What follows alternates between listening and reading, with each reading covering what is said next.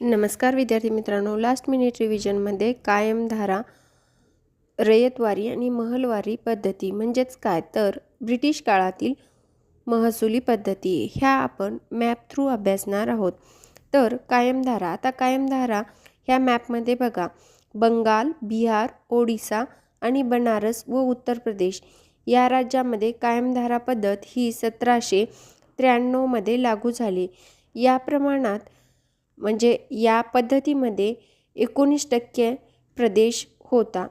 त्याचबरोबर ही पद्धत कॉर्नवॅलिस यांनी सुरू केली होती जॉन शोर समितीच्या शिफारसीनुसार।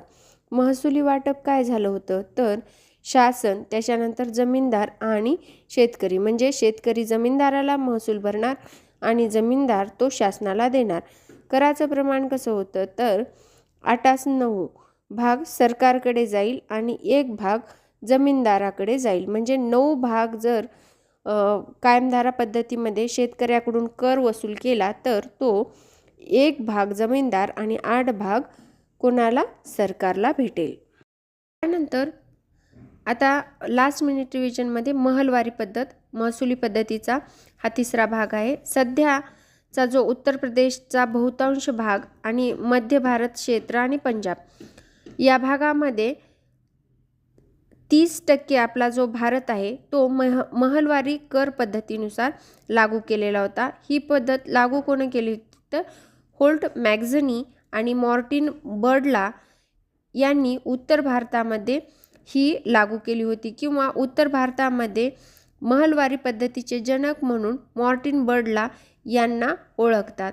या म्हणजे पद्धतीमध्ये शासक तर होताच, त्याच्यानंतर जमीनदार आणि त्याच्याही नंतर कुळ व ज्या व्यक्ती प्रत्यक्ष जमीन कसतात त्या व्यक्ती, म्हणजे ही पद्धत सुद्धा आपल्याला सांगता येईल शासन आणि जमीनदार या दोघांमध्ये नव्हती, यांच्यामध्ये जमीनदार हा होताच।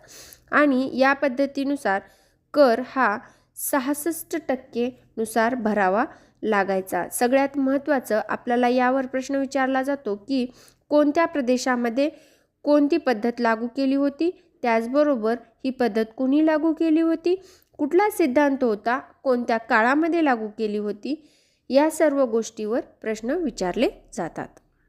लास्ट मिनिट रिव्हिजनमध्ये महसूल पद्धती, ज्यामध्ये रयतवारी पद्धत। आता रयतवारी पद्धत सरळ होती, ज्याचा सरकारशी थेट संबंध येत होता, किंवा आपण असं सांगू शकता की जमीन मालक आणि ईस्ट इंडिया कंपनी या दोघांचा थेट संबंध कुठल्या पद्धतीत येत होता तर ती होती रयतवारी। मग ही पद्धत कुठं सुरू झाली तर महाराष्ट्राच्या नकाशात बघा, मुंबई, मद्रास, आसाम आणि इतर ठिकाणी, ज्या ठिकाणी कोणता कलर दिसतोय, निळा कलर, ज्या ठिकाणी निळा कलर दिसतो तेव्हा तिथे मुंबई, मद्रास, आसाम या ठिकाणी काय झालं तर रयतवारी पद्धत सुरू झाली। ही भारताच्या 51% प्रदेशामध्ये सुरू झालेली होती आणि ही कोणी सुरू केली होती तर थॉमस मन्रो यांनी मद्रासमधून सुरुवात केली होती।